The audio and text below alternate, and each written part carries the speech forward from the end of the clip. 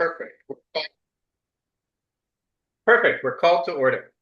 All right. Would somebody like to read the commission's land acknowledgement I will, for old time's sake? for old time's sake. We'd like to acknowledge we're on the traditional land of a rich and diverse group of native peoples who have called this area home for more than 10,000 years. We honor, gratitude, the land itself, and the descendants of these native peoples who are still here today. Thank you, Maddie. And so next we have approval of the agenda. We have a draft agenda in front of us, and that was circulated. Were there any proposed amendments to it, or shall we go ahead and approve it? Just one, Chair. If we can make a motion to excuse Commissioner Labonte. We don't normally do that, but I think for the occasion, we might need to start that for a little bit. Yeah, absolutely. So moved. Is there a second? Second. All those in favor? Aye. Aye. All those opposed? So it's unanimous. Excuse. Thank you. How about the agenda? Was there anything we wanted to change? I mean, other than the duplicate of approval of agenda, we'll just do that once. Motion to approve the agenda as published. All right. Is there a second? Second. All those in favor? Aye. Aye. Opposed? All right. The agenda is approved. So, Marty, welcome. Thank you for joining us. Do you want to introduce yourself? Yeah, sure. So my name is Marty Ross. I've been a resident of Lake Forest Park for about 17 years. Never do the math right. But yeah, around 17 years. And yeah, I've been involved locally, gone to a few city council meetings, but yeah, I'm just really excited to get more involved. Let's see here. For work, I work for the state. I work at the Healthcare Authority, help staff and do data analysis work for the Healthcare Cost Transparency Board. And I've got a professional degree in GIS. So looking forward to kind of using some of the skills to help communicate with the people of Lake Forest Park to make sure that we can steer things in the right direction for the city. Terrific. That's great.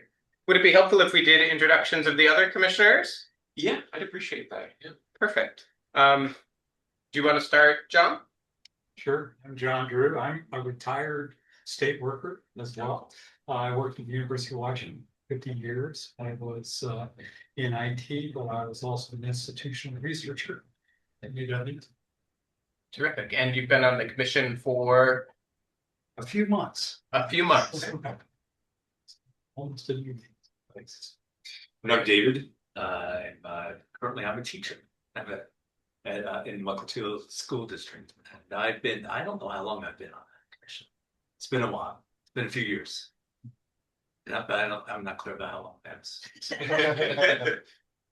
Been a minute. I'm Sam Kasnick. I've been on the commission for a little more than, or just at 3 years, I think, and I've been the chair for a year.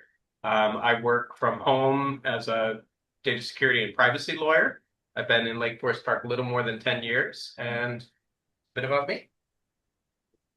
I'm Madeline Larson, and I am like David. I used to teach in the classroom, but I've been in nonprofit management for 25 some odd years and have worked for the University of Utah for maybe the last not quite 20 years, working on education programs on critical thinking and action in young people. And I've been on, tonight is the end of my 8th year on mission. So yeah, a lot, and it's nice to pass the torch. And Cherie, would you like to go next? Sure. I'm just looking to see if I'm on mute. Let's see. So I'm Cherie Finazzo, and I've lived in Lake Forest Park for 27 years. And I had my own licensed in-home daycare that I ran for 22 years. And I have retired from that. And I've been on this committee, I think going on 3 years, if I'm right. I think I started about 3 years ago. So anyway, that's me. Nice to meet you. Perfect. And Yannick? Yeah, hi, I'm Jan Nikaya. I'm the vice chair. I've been on the commission for also about 3 years. Tough to remember exactly the dates. Lake Forest Park resident for about 12. Before that, I lived sort of just across the border in Shoreline up in the Ballinger neighborhood for 10. So I've been in the neighborhood quite a while. I work for King County Department of Natural Resources. Mainly, I've worked on salmon recovery, habitat restoration, land conservation. But a month ago, I moved into a new role in the director's office where I'm now tribal relations program manager for the department. So um, that's my gig. Terrific. And you've met Mark, I assume? Yeah, yep, good to see you again. Terrific. Good to see you, Marty. And you've met our council liaison? Yes. Hey, Josh. Terrific. All right. Well, that's introductions then of the commissioners. We have the agenda approved. So next is approval of the meeting minutes.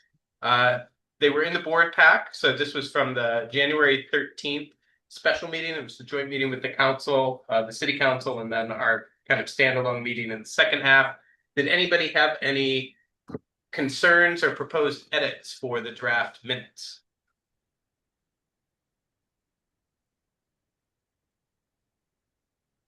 We usually circulate the minutes in advance. They're usually pretty succinct. They're not meant to be a recitation of every single narrative. We have recordings for that.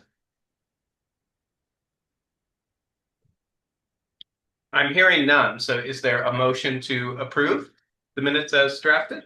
Move to approve the minutes as drafted. Terrific. Motion second. All those in favor? Aye. All those opposed? All right, the minutes are approved. Abstain. And abstention. Fair enough. I should have asked. Yeah. All right, so next we have meeting dates, Mark. So I think for this, does anybody have any conflicts with the proposed meeting dates? I don't think we're revisiting kind of the meeting schedule. So we'll continue to meet on the second Tuesday of the month. We didn't have conflicts with any holidays. Mark had checked on that throughout the year. So for next month in particular, or the month after, are there any conflicts people have that we need to bring up? I'll have to miss the March meeting. Okay. So John will miss the March meeting, and I think we'll miss Meredith as well. But it sounds like otherwise we may still have quorum. But Mark, where are we going to be at for quorum? Because if this is David and Maddie's last meeting, we're going to need 1, 2, 3. Well, it's my last meeting unless the council reappoints me. I assume that'll happen, but we'll see. So assuming I get reappointed, that'll be Cherie, Yane, Josh, There'll be 6 members with Meredith, me. 2 absent. Yeah, so we should be good. We should be good. If we have 4, we're not doing business per se, and I'm not the attorney. I like everyone to be there, and then we avoid that issue. But we can have a meeting and take care of what's envisioned with 4. So if we have 5, we should be fine. Terrific. All right. All right. So public hearings. I don't think we have any right now, but we might have public comment. Is there public comment from anyone? No, but I introduced myself. I'm Richard Larson. Happy to be here. Just fly on the wall. Thank you for being here. Yeah, same, I guess. Patrick Burns. I was learning a little bit more about city government and the planning commission, so I'm here to learn more about the inner workings and maybe looking at joining. Terrific. Well, thank you for being here. Yeah, thank you, Patrick. All right. And we don't take, just for everybody's knowledge, we don't take comments online from online attendees, but people are welcome to attend online. So moving on then, we have a report from our council liaison. Which I've been for just a couple weeks now, so I don't have a ton to report. I'm trying to think when the last time there would have been a report back from the council. Probably not December, right? So it's been anything right from November. 2 or 3 months, yeah. Because there wasn't one in December, I don't think. John gave it in December. I couldn't remember if the planning commission met in I don't December, think so. I don't think we had. Maybe it was January. We didn't have a person yet for January. Right. Although we were all together then, so. Right. I got caught up then. So yeah, I mean, I think the big news recently has been we got federal earmark for development of the community center at the park. So that's cool.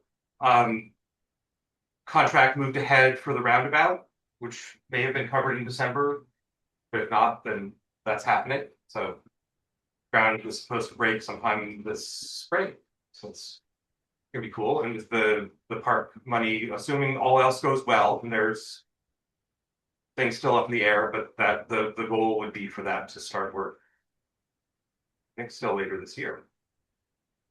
And so in terms of sort of planning and land use business, I think those are the big things. And then we've spent the last couple meetings, we've taken time to talk about what the city might do in response if there were sort of thing that we're seeing in Minneapolis were to come to the Puget Sound area. And a thing that I've been thinking about in that regard is the big lesson that we're seeing out of Minneapolis is the way that people are coming through this is as community. City government is doing things, other people are doing things, but it really is neighbors coming together.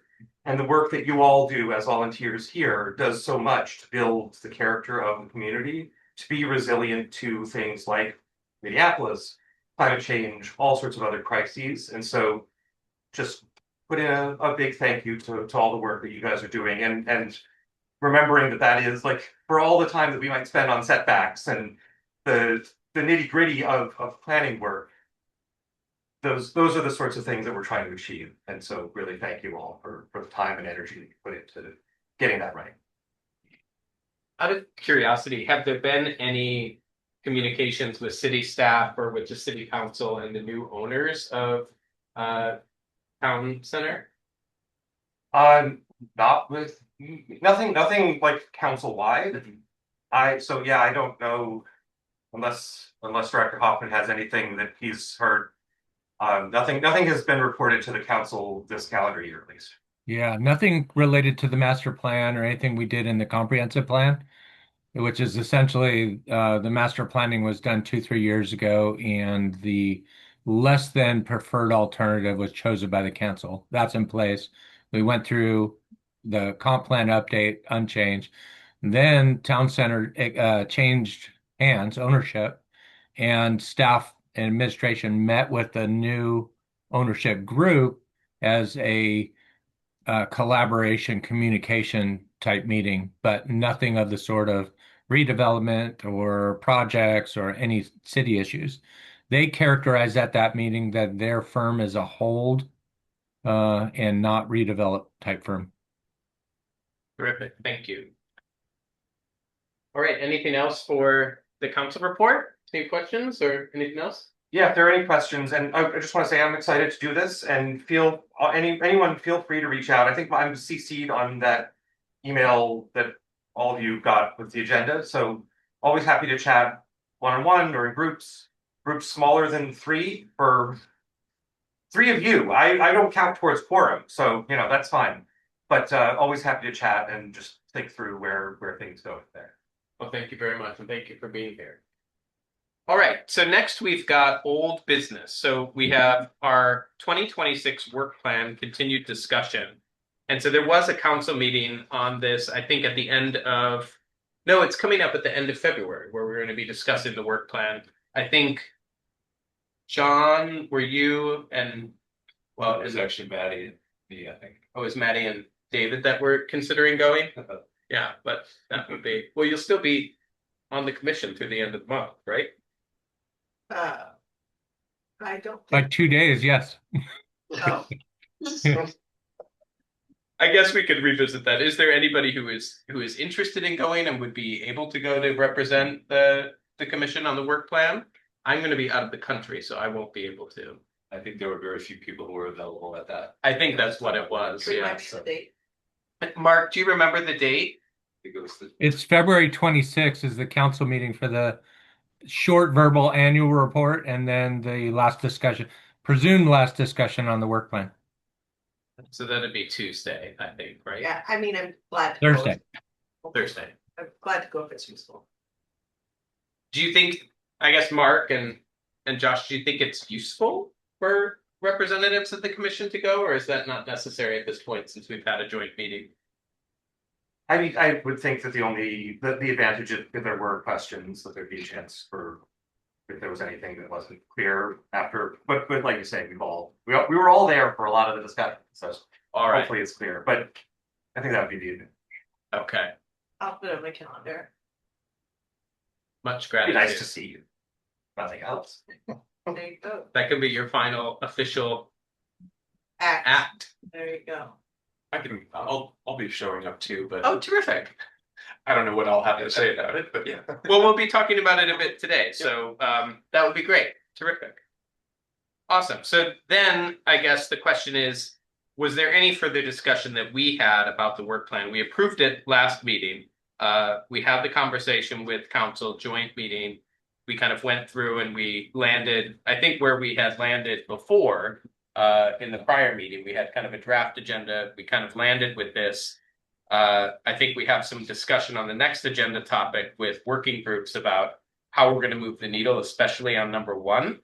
And I think, Mark, you had maybe some dependencies on 2 and 3 for like when we slate that and what budget we have and what consultants we need, if any, for helping us do those pieces of work. Yes, So- in the first few months, it takes some administrative work. Of course, of course. But the way I have, and I could share screen if you would like. This was in the yesterday's email, not in Friday's packet. It reflects the notes, but I have, if I can share screen, I have the format version from yesterday. In the room, we all have printouts as well. Okay. And so the way I have it set up is none of these need to wait. We can't do all of them at the same time, but there's certain steps that can overlap. The step that can overlap with number 2 is the what do we have in place already? Mm-hmm.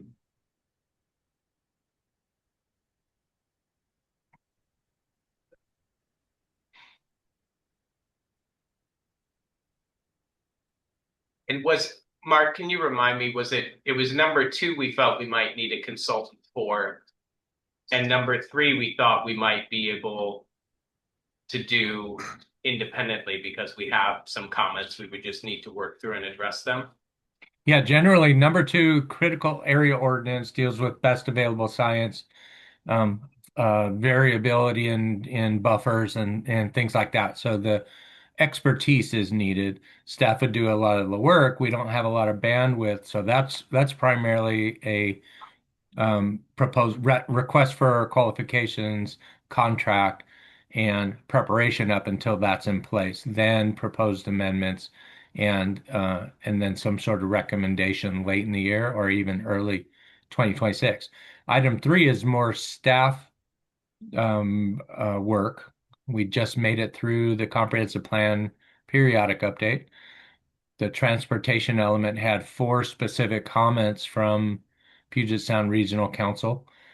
Last year, we had the option to do and add this to the climate element amendment to the comp plan, but funding was an issue and bandwidth. The estimate that we got last year from Fair and Pierce, who did the transportation element in 2024, was for $50,000. But that was for essentially everything, going to hearings, public interaction, feedback, and so forth. So I think I can cut that in half. The first step would be to come up with a scope that represents what they could do, and that is to address the 4 issues that Puget Sound Regional Council needs, and then staff would do the rest. And so I think we, for item 2, may have the budget, but need to do that work with City Council and ensure funds are in our professional service budget for the year. For item 3, I'm sure they're there, and so I think that's a simpler one to assume we can just go forward with. We were conditionally certified right after December 2024. We were supposed to pass a city council work plan that had a timeline and a scope that addressed their 4 concerns. We did not enact that resolution.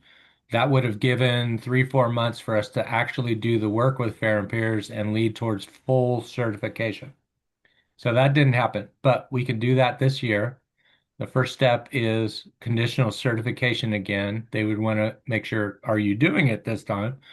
And that's the start. Then Fair and Peers would sit with them and staff and Planning Commission, address the 4 issues.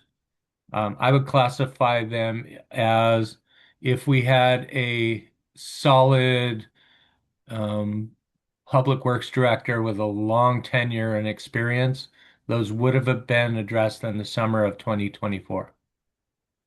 But due to various issues in transition, that was not possible. I wouldn't say Fair and Peers missed them by any means, but they are specific to Puget Sound Regional Council, and they're local. They're about mobility, graphics, and things like that. So they're not difficult, and we can do it this year. The advantage of being fully certified is then we're again eligible for the next round of transportation grants. All the federal money goes to PSRC, and then they have a process whereby they distribute it competitively to jurisdictions. In order to be eligible, you need a fully certified comprehensive plan. So we're pretty close. Terrific. Thank you, Mark. So I think on the old business then, I think we ought to have a discussion here and have some ideas about how we might tackle the first item.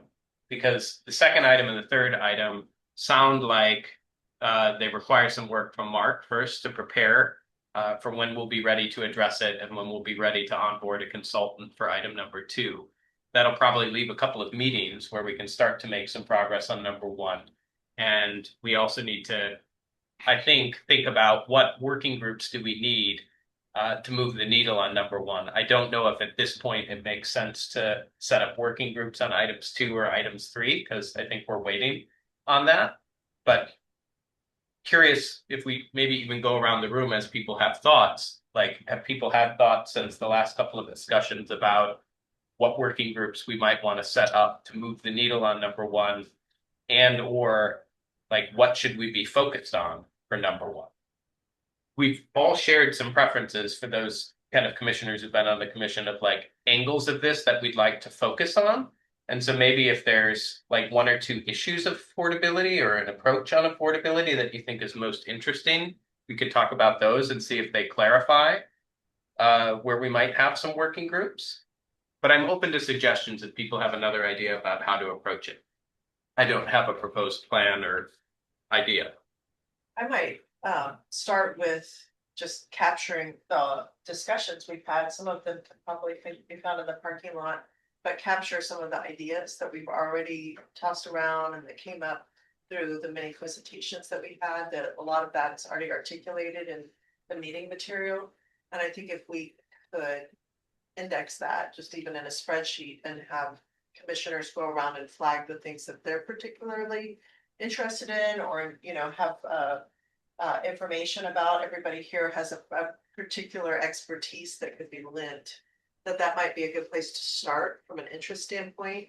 And then I might challenge everybody to look through the comp plan for areas where we talked at great length about only.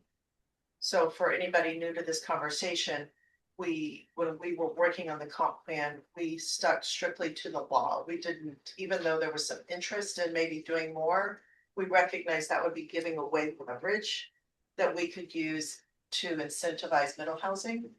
And so we've kind of held back on a whole number of things. And so I might go with those low-hanging fruit ideas that have already been articulated, and then go back through the comp plan and think about what are some areas that we might explore that are those leverage points, and use that to sort through where those working groups might be. Mm-hmm. That's a good idea. Does anybody have a different suggestion, or? That sounds like a good suggestion. I actually reviewed some because, you know, a lot of this material predated my membership, not to mention yours, Marty. So I think it's really important for us to really recognize all of the work that's been done to kind of prepare for this. So I agree with that. I think I might step back from a yes and, right? But step back and ask, what's the problem that we're trying to solve? What is it that overall, what is it that we're trying to achieve by all these ideas that we've already discussed? And then have that at the top, Yeah. and then have all the items that we've discussed and have interest in pursue. And one of the foundational questions there that we've talked about, and please chime in, commissioners, if I misrepresent this, but as I recall, we've talked a lot about capital A affordability or lowercase a affordability.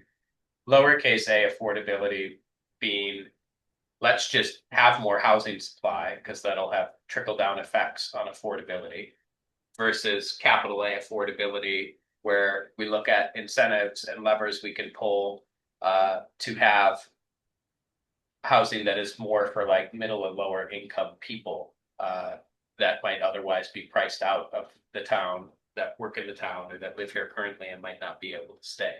And so I think the consensus, the plurality consensus was lowercase a affordability, but there were some of us, including myself, that were more interested in capital A affordability. I think we recognize just in those conversations from a summation standpoint that until the city gets in the business of owning land, that it's really hard to affect capital A affordability because it does take that public-private partnership. But we thought by holding back those leverage points, it could certainly affect the diversity of housing that exists here by encouraging, you know, the primary metric, which is less square feet. Because you're not going to get a 3,000 square foot home or a 2,000 square foot home and have the price be down. But if we could have more smaller units, it solves a lot of the things that we've been wrestling with for years, which is where can people age in place, where can they get rich homes, where can folks on a lower income, you know, maybe slot into our community. So I think in terms of the problem we're trying to solve all along, it was how to increase the diversity of housing in our community, not necessarily how to become more dense as a community, but to ensure any new development was filling a gap in our housing inventory, which is those lower, you know, 600 to 1,500 square foot homes.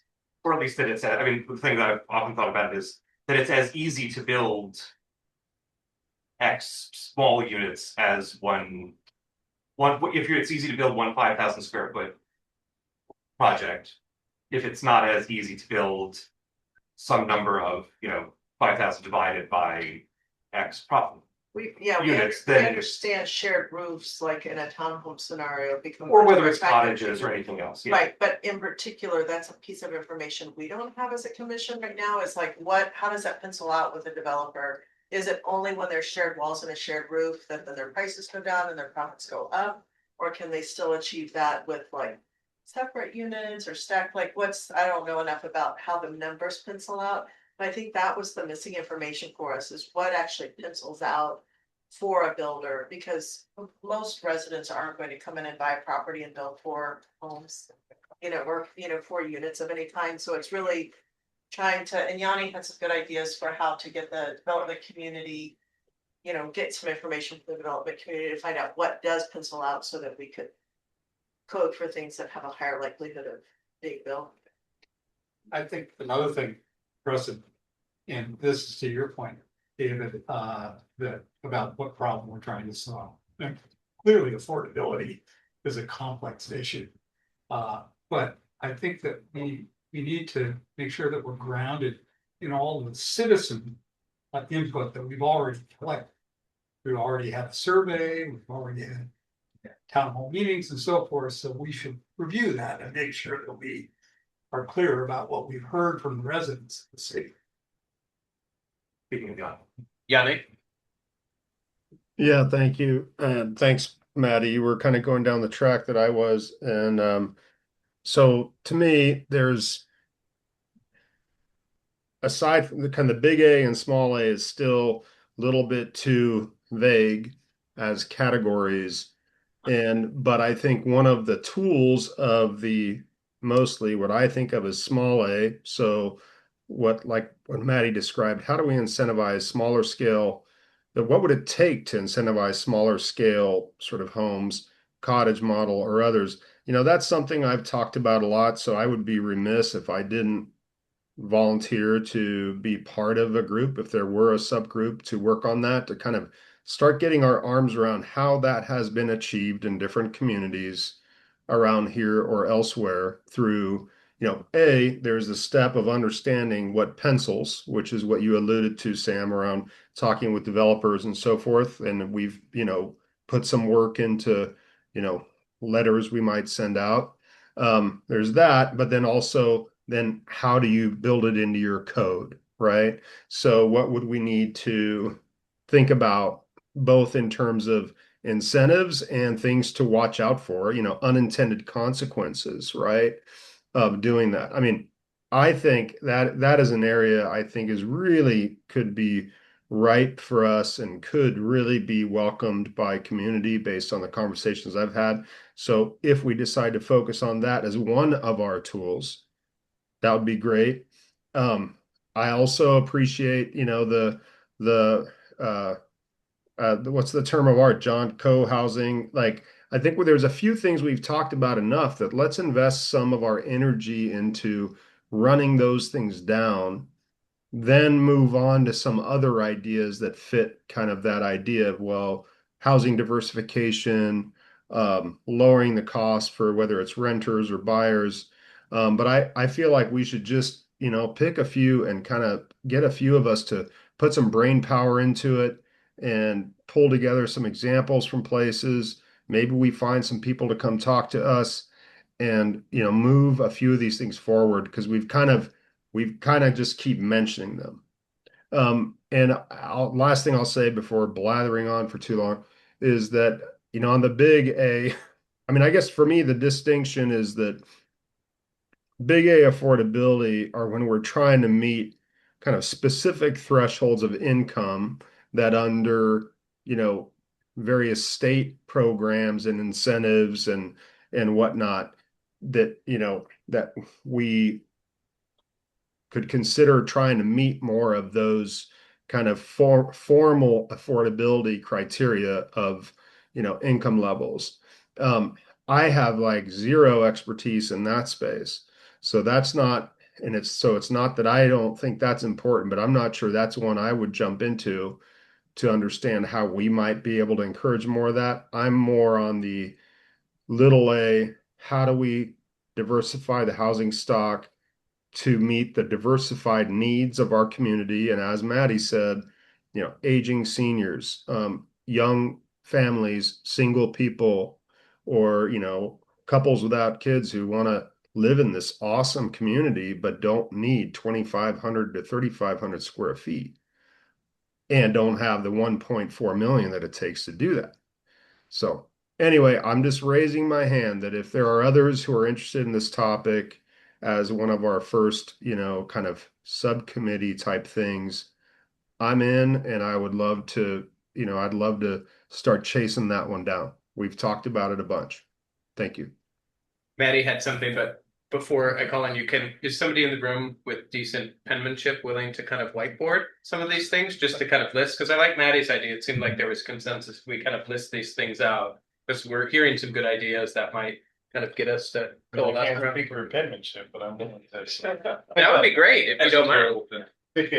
I just wanted to offer that to your actual question about, how you start to organize around this. That it might be useful, and that's where maybe some ideas can come up tonight, to develop a series of criteria that you weigh ideas against.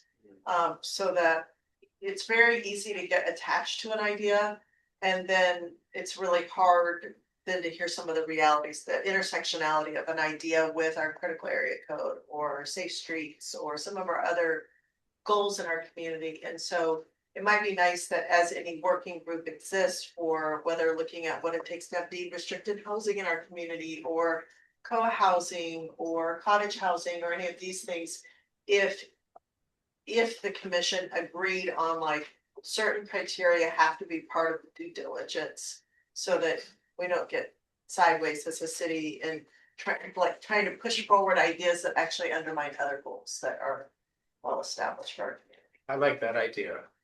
I mean, it kind of relates to yours, David, of like, what are we trying to achieve? And I don't know if we're gonna solve that here. And let's not make Right, it in at this cost moment. of something else. Well, that, when we're talking about unintended consequences, that's Right. what we want to address, right? Some sort of, I totally agree that there's some sort of measure that we're, So I think the criteria could be like, do we have enough community input on this idea? Mhm. What are the That's good. impacts? What are the impacts to the critical areas? What are the impacts to pedestrian safety, thinking about our climate goals and trying to improve access to public transportation?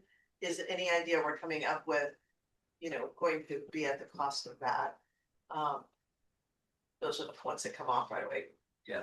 And keeping in mind that we have discussed pretty thoroughly, this almost a distinction between affordability and diversity. Right, that we're really not going for affordability. Lake Forest Park is not going to be affordable. The land's too expensive, but you're right, diversity should be the goal, not Yeah. density. Yeah. One thing that I'll suggest, where I'm trying to wear my council liaison hat and not, it's an interesting conversation and I just want to talk, but wearing that hat, I'm sure that council will have thoughts about some of the as you start defining directions. So, and as you say, especially for a subgroup, if you get 3 people off getting their own idea and then it comes back to the group, sometimes it doesn't, all the pieces don't fit together. And especially then if council has thoughts about these intersections with other areas. So I think defining what would be helpful for me. I can't speak for the whole council because I haven't asked them, but what would be helpful for me is if you had sort of some sort of near-term goal and timeline that you're aiming for, that if you said in 6 months these are the things that these subgroups can come back with. And then that's something that council can say, this sounds interesting. Yes, let's move forward on this. And it may, especially with, especially big A, when you talk about the public-private part of it, or even when they're the community land trust group that presented a month ago that was also looking at that somewhat big A part of it, thinking about how to fund that, or things like the inclusionary zoning funded program that Kenmore has. All of those things will go beyond what the planning commission on its own would be able to do. And so having that check in with some sort of definable goal, because otherwise it's a huge ball of wax and it's hard to know where to start with it. But finding a chunk of it that we can work towards and have that definable end state to then build on, I think would certainly be helpful for me and for everything else that might be on the agenda at the council level. I'd like to make a process level comment, and that is, I would suggest that we maintain some data that we can use, not only as baseline data. And Sam, I copied you. I asked Mark about this because I was just wondering, for example, middle housing, since the state laws were enacted, what's happened in Lake Forest Park? Yeah. And I asked Mark, and Mark, that turned out to be a simple question to answer. Well, and 2 days or 3 days have gone by, and I was 100% wrong. You were We have 2. 2, not 1, it's 2. Yeah. So, but to just have some idea, if we're actually making changes, what are the impact of those changes? I think that's a good idea because the Urbanists just put an article out to say what was happening in Rockville. And I don't have that handy. But dramatically more than. But not necessarily what we're saying on. And so I think that's really the key is, to your point, Josh, the fact is that until we can tie into the code pieces that our group, including Yanni, have been really kind of bird dogging, which is where we can have an effect. And if that's done well, then it should support the community land trust. It should support other things if we get our base code in a solid place that does incentivize something other than 3-story townhomes and 3,500 square foot single family homes. Then I think that's the discipline that's needed, right? Because if that's good, then we at a future time could talk about all of these applications, which is what you're talking about, is the application of the code to a lot of different scenarios. Is it fair to say, for some other things to kind of throw up on the list that we've talked about, Yana and Maddie, kind of what you were both talking about, kind of incentives and barriers for smaller scale affordable housing? Like that's an issue. Yanni said he's engaged and we've talked about that a lot. That might be an issue that we could do some work around. We've had also discussions with John about like how home sharing and like, is there something, are there barriers to that or are there levers we could pull for kind of home sharing? So that's another area we've talked about. We've talked about at this commission, we had a presentation from the Land Trust about 3 years ago. We heard from them some comments at the last month's meeting.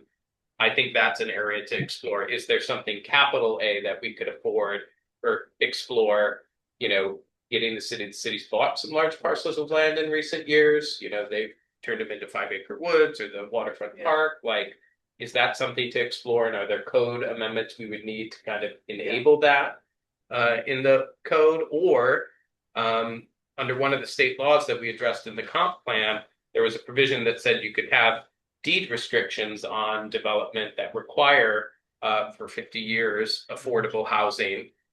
So is there kind of something to explore there so that if you're incentivizing a developer to do more density, for example, or more housing supply, some of the units need to be deed restricted for affordability. So that's something that we could look at and we've talked about in the past. Are there other things that we've talked about that I haven't represented? We've lost Yane, I think, but one of the things Yane has talked about a lot is, and that we've talked about as a group a lot, are there artificial or unnecessary code restrictions on developing particular parcels that don't make sense anymore? And his that we talked a lot about was street frontage requirements. So are there, I would bucket that under like, are there code restrictions that limit development of otherwise developable lots that we don't need anymore? And I'd put under that street frontage, which we've talked about. Conversely, we've talked about the fact that lots changed in state law in our code, and it is worth going back to our base code and asking ourselves what things no longer work in our base code, like side yards. And I wrote up a proposed language that could be used for a discussion point. I mean, it's there ready for like, do we agree with this? And if we do, there are just a few very surgical changes, but currently we don't have any limitation for how long you can run along a side yard with a property that's 5 feet and up to 30-35 feet high. So with the advent and wide popularity of townhomes in our community, somebody can buy a parcel and site that entire, you know, building, whether it's 2 units or they incentivize for, and you're gonna have a lot like what I pointed out on 28th Street as you get close to Grace Cole. That property, even though they have plenty of other space on the other side, they ran their long house right up against, like, if it's 5 feet, which I still challenge that it's not quite 5 feet, it was a very negative impact to an existing neighbor. And so I really think that in the category, I think there's a category of what exists in our base code that needs to be looking at. When we worked on the second item I brought up, but for just for summary's sake, besides side yard setbacks is when we did the EDU code as a group here, it wasn't with the idea that those could be sold. And so we didn't look at egress, we didn't evaluate any of that. And now that an ADU can be sold based on the state law, I really do think we need to go back and look at that code and see if we need to make any amendments to the siting of an ADU to ensure somebody has actual access that's not just a footpath to their house. You know, is there going to be any issue with fire and safety access issues, which we never considered when we initially put the terms in place for where an ADU sited. Yeah, or when you subdivide it and then sell off the ADU, does that mean then some neighbor bot has to grant an easement to put in a driveway? So I just think there are, besides the unnecessary things that maybe are barriers, which actually I encourage you to look at as more as like, are these incentives? I wouldn't lift street frontage requirements unless you got something in return. I would not just blanket lift something that currently we don't have to take away unless we get something back, like from our ethical standpoint. So That would be a measure, I think, yeah, to yeah, weigh it, whatever decisions are made, weigh that up against that. yeah. I would kind of search that. So I think we need to relook at ADUs, we need to look at side yards, and we need to evaluate what areas of the code could be actually lifted or granted as part of a leverage, not So- just. And Patrick, if you don't mind capturing on the list too, what John mentioned earlier, like digging through the customer, not the customer, the citizen kind of responses we've had. We've had 2 surveys now in the past 3 years that we got some really good results on. And if I almost think like if there could be a Tiger team or a working group to really mine that and clarify from that, because it's not top of I mind. think the climate action planning group's big survey should be considered too. Because Oh, there's okay. A lot of rich information in there about what the community feels and wants. Yeah, so- Chair Castic, I just want to point out that Cherie's had her hand up for a while. Oh, Sheree, I'm sorry. Please. Hey, I think so I do want to put on the list about parking. I think that could be an incentive as well, because right now that would cause a builder to not want to build because there's not going to be enough spaces for multiple units like that. I think what we're seeing in Shoreline a lot is that these units, these townhouses have their own parking space at the bottom. As it's like a long driveway in, and then they turn in and they have a parking space, and then the unit goes up from there. And I know we have a cap on how high those units can go here in LFP, but I think that that's something that we need to consider too, is how are we going to get some parking for these places? Perfect. Were there other things we've talked about that I'm not remembering that should be on this list?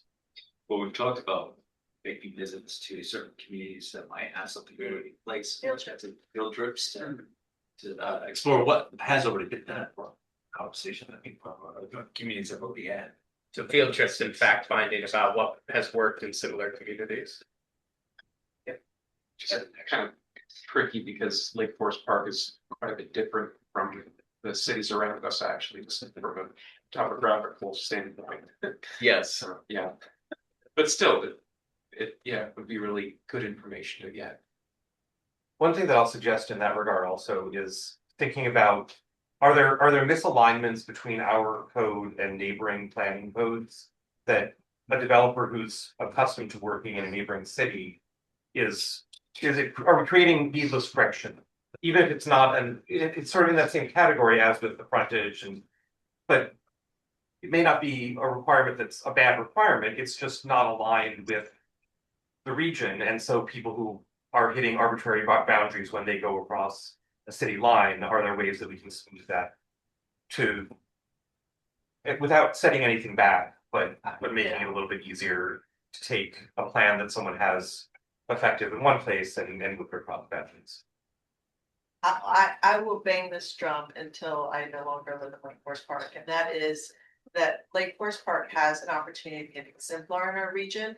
I don't think our neighbors are using that as their litmus test. I think they're using it as increasing tax base and qualifying for, all the different tariffs that are out there to subjugate their community to development standards that profit people who already have access to capital. And so I implore you, as this being my last meeting tonight, please consider what you want Lake Forest Park to be, and don't use our neighbors as a guideline for what we should or shouldn't do. It should be what serves our clear needs, which there's a clearly articulated want for safe streets that exists. I wish it was on this list to work on and Zeth. We know that the environment is something that many people have spent thousands and thousands of hours on through the years to ensure that we are good stewards of this land, not just tree huggers and that we love our birds, but that we actually take seriously that role. And so I continue to reject this idea that we need to look to our neighbors as guidance for what we should do. Yeah, and I'll clarify to that point, not to say that we copy wholesale, but that by looking at neighbors to understand what effects things are having. And either to borrow and align with so that it's easy to get what we like of what they're achieving to the degree, assuming there's anything. Little. And what can make it easier to adapt something that they've tried to build elsewhere to the Lake Forest Park way of doing things. And we If talked there are about, needless obstacles, we it's talked just about where talking to developers, and Yeah. certainly that can be part of that. dialogue with the developers. All right, so it seems like, oh, Yannick, yes. Yeah, I just wanted to say there that I think the one kind of zone where I really do feel like we should at least review what is it about our code that is maybe discouraging investment is along 522. We've had a plan in that area for years and years. We got one residential development out of it that is pretty cool as far as I'm concerned. It's fine. Commercially or other, more apartment type stuff, we've gotten nothing. Meanwhile, they're building all over 522 in Seattle and Kenmore, Bothell, and so forth. Again, I'm not saying we need to do what they do, but I think we also should not have our heads in the sand about what is it about our code? Is it about parking? Is it about something else? What is it that leaves us with having a single story retail of a tire place and a pot shop instead of like something vibrant? And don't get me wrong, I got no animosity towards tires or the pot shop. I'm just saying, like, it's weird. You drive down 522 and there's like this dead space of no renewal at all through LFP, and then you see a lot of new stuff going in. Even if we are convinced that we don't want to copy anybody, I think it's foolish for us to not want to understand from developers of that kind of, development, why are they not coming here? And so that's my only pushback to what was said there about let's not look to our neighbors. I agree, we shouldn't be like copying everybody. Sure, we're unique in a lot of ways. And 522 is a state highway. It is a transit corridor, and we really probably are missing out on both, accessibly priced housing, business, and other amenities that could be happening there. And it's just glaring to me that there's nothing happening from 145th to the edge of our town on the other side. So that's my only amendment, Maddie, is Oh, yeah, okay, but let's talk about 522. Yeah. Hey, Tommy, don't forget that on 522, just for anybody who's doing this due diligence, that I think it's called Pacific Exteriors. They're a siding company on 522, and they have a parcel adjacent to them, I think, going east, that has been on the market on and off for a number of years. And it might be nice to contact the property owner, unless, Mark, you've had any inquiries from them.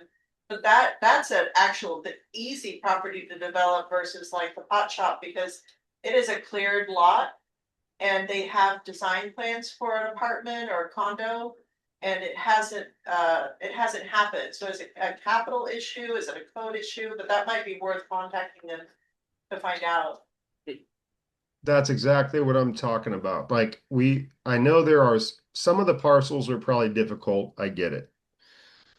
Some of them, it's like, why is that not going? Those are the ones that I'm really curious to hear from people who spend their money on looking for opportunities, and they're comparing our code to the code next door.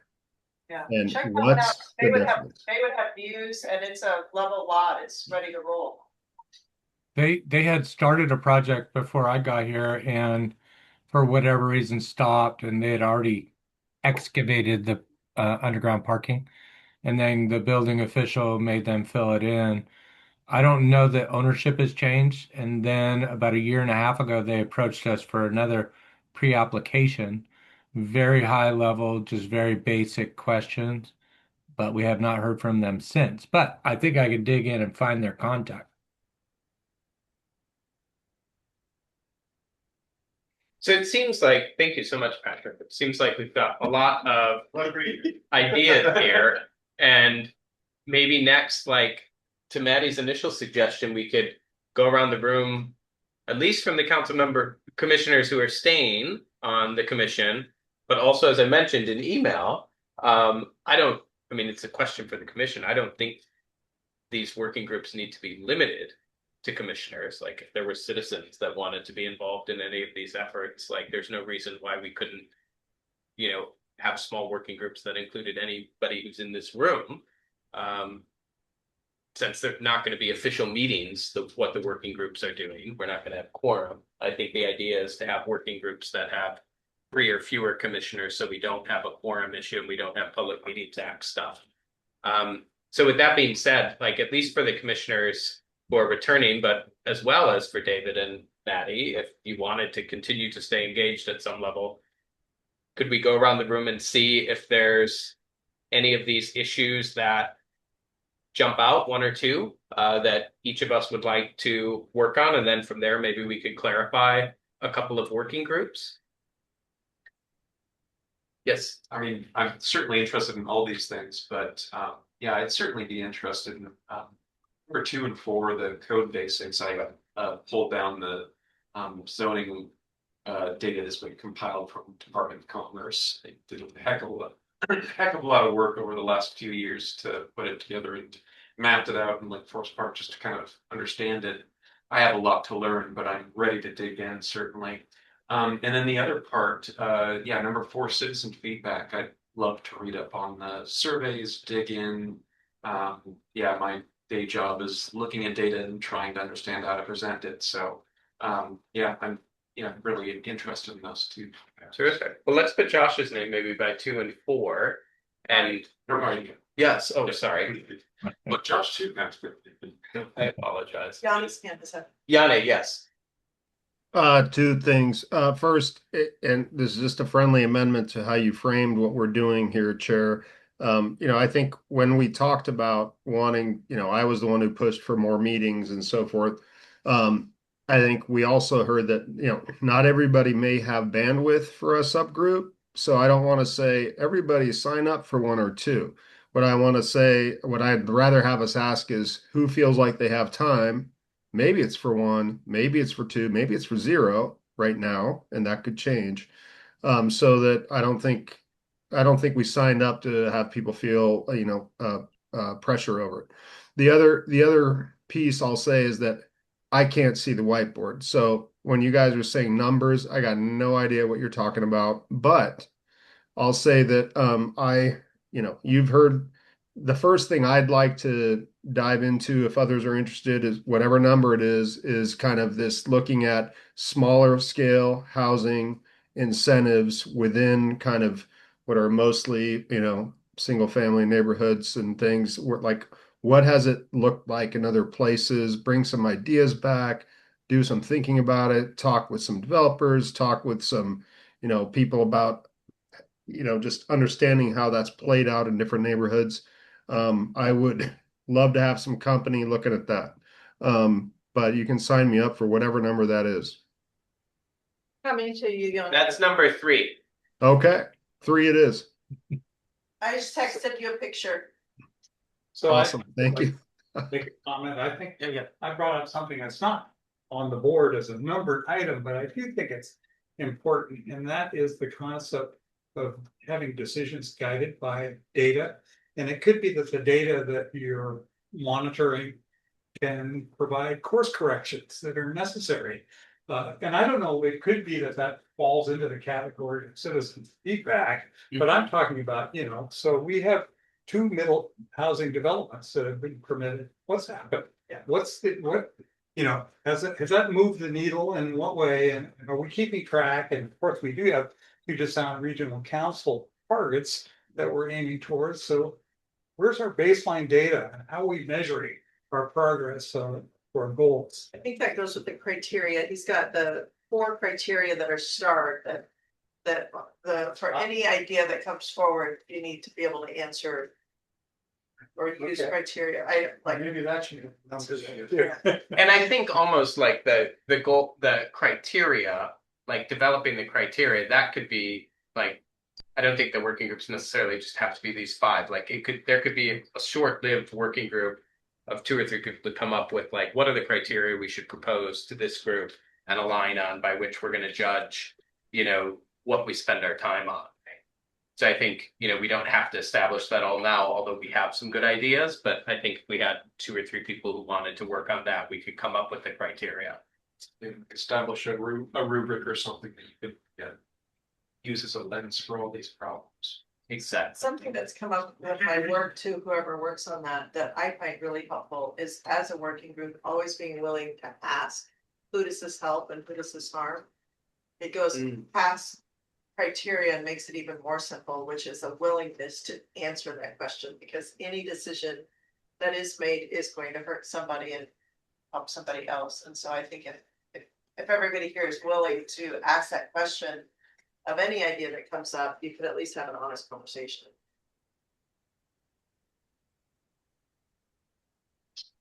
Well, since I'm the one who brought up the concept of home sharing, and by the way, I do have a paper that I've developed for that. I would certainly volunteer for that number one, affordability, where home sharing is now home sharing. subsumed. Okay, so we'll put John down for number 1. Sheree? I'll do number 3. Number 3 is incentives and code amendments. Okay. Terrific.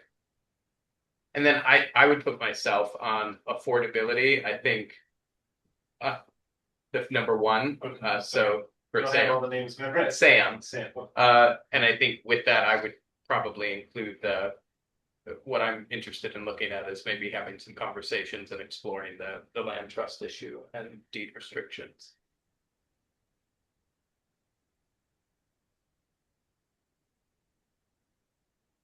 And then, yeah, and lots of unknowns, I think. I'd also be happy to volunteer for if we wanted to spin up number 6, the criteria. I'd be happy to volunteer for that.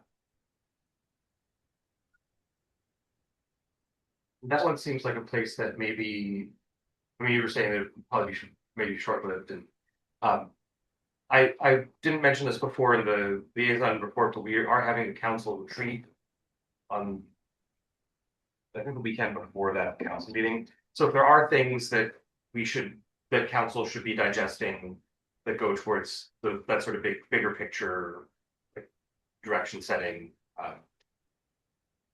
I'm certainly happy to do the liaison thing and shovel stuff back and forth. But if there are questions that you would like me to take back to council also, for scoping any of this, or for yes, no direction setting as things start rolling, shout. Terrific. I'm not gonna put myself into a working group. That's a good point, because I mean, the council hasn't approved our work plan yet, right? So we don't want to get too far into the weeds before that's happened. No, that's true. But I don't know how much progress we'll make between now and the 26th, when the council presumably approves the work plan, or at least gives us a steer on where we ought to direct. Okay, so we've kind of gone around the room. Does anybody else have any that they want to volunteer for or feel passionate about? If I could just make a final vote. Yeah. I would say that the criteria is probably one of the most important pieces of work to do immediately, so that everything else follows. You have that measure to determine. Maybe that shouldn't be a sub. Maybe it shouldn't be. Maybe it should. Well, it could be a subgroup and then bring it back to the whole group. Yeah, but that's the piece of work that needs to be done pretty immediately. I would volunteer for that as well. Okay. That's my vote. Wherever I could keep. Thank you. The other comment I would make is in terms of immediate work, I think the work around the ADUs, given that could be something that can be done pretty immediately, because it's a lot of the work has already been done on the ADUs, right? By this group. That given the new laws, that's something that's, I think we know where to go. I don't know, Mark, what do you think about that? One of the things that was untouched was, can a duplex have an ADU? There you go. Yeah. Yeah. It's not currently in our ordinance. Yeah, because I think one of the things that works really well with the planning commission is that when there's inertia, there's work to be done, right? Or when there's a goal to be met, that's when this group works well. And then I'd be a little bit concerned about, this is all kind of project management piece, putting the pieces into place. You just need to have some sort of work to keep that movement going, that inertia going. I think you're landing on something though that's kind of interesting I hadn't thought about, and that is as work groups need some time to mobilize, and yet you will be meeting in March and then again in April. The part of the current ADU code, so that's an add-on, like tackling whether there's something more, with adding for a duplex, but really what we're talking about are DADUs, because an ADU that's in a house isn't going to have those same egress issues. But it is curious though, I don't think we tackled parking with the ADUs. I think it was just within the primary properties existing parking piece. But if it got sold and there was no parking for that unit, like, does that become mismatched with what our community goals are? Because we had a really great piece for anybody who wasn't tracking this. We had a really great opportunity of cottage housing in our community, and it got removed because of parking, because a community where a project was going, the neighbors were really concerned that their street was going to be, that didn't already have, didn't have sidewalks, was going to be, by extension, I think for 7 units, up to 7 to 14 cars would be suddenly using curb parking where there's current, there's incongruent with our pedestrian goals, so I think that's just something that you're right, that could be looked at in pretty short order. What needs to be adjusted in our D8 relative to egress and parking that should be shored up? Is there one of these working groups that people have put their names by that anybody thinks would cover this? It's definitely code basics. But I was just building on David's point that it's something that could be worked on pretty quickly without it being, going to a working group topic. And while these groups are in place, Mobilizing, yes. Done. Because there's not a lot of work that's going to be done for goal 2 and 3 at this point. Right. There's pieces that need to be. You're only going to be down commissioners for a little bit. So Yeah. So the working groups, I'm just guessing, aren't going to get up and running real fast. Yes, I guess that's the next question. We've got some interest here. Some of the working groups have one person, some have 2, some have none. Well, I'll say that the citizen feedback, I think it's really important, and I think it kind of it'd be interesting to see how that concept plugs into the other ones. So I don't know whether it actually should be integral to each of them or its own separate thing. I kind of think it's a good question. I kind of think if we were to sequence these things and, criteria is important too. And maybe, John, we could kind of iterate on that and come with some preliminary recommendations at the next meeting. Then it might be citizen feedback, because I think as we're all in these working groups and doing this stuff, if whoever's focused on that could kind of really dig into what citizen feedback do we have? The 2 things we've done here, the climate committee survey that Maddie mentioned. Is there anything else that we're aware of, or that Mark's aware of, or anybody's aware of? And how do we analyze that and come up? And some of it was already analyzed and summarized. Maybe we could spend a little time having a refresh on that, so that can be for the new commissioners, and then for if we have new commissioners appointed, there's a 10-minute discussion or a takeaway document that we have, we can kind of point that to them, to get up to speed of hey, here are some of the things that we've heard from the community. That could also address John's important point, which is having this be data driven. I think it's really easy to say I've heard people in the community, care about X, Y, and Z, but to get a refresher on what's actually shown from a data standpoint is, I think, a great point you made. Yeah, and maybe is there a way to the extent that those survey results haven't been really summarized, or it isn't kind of in quantifiable data kind of centric, view, like, is there a way, our two data experts, to like kind of translate it that way? Like, I'm not sure if I've seen all of it myself so far, but the survey results that I saw, I think they're most recent. There was, in fact, even that, I looked at there was in the council chambers.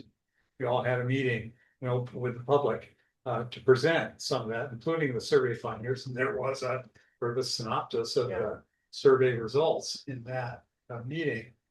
I think you could probably go further than that, that's for sure. I would look at Safe Streets too. There was a ton of community input on that, like in terms of valuing citizen feedback to inform decision making.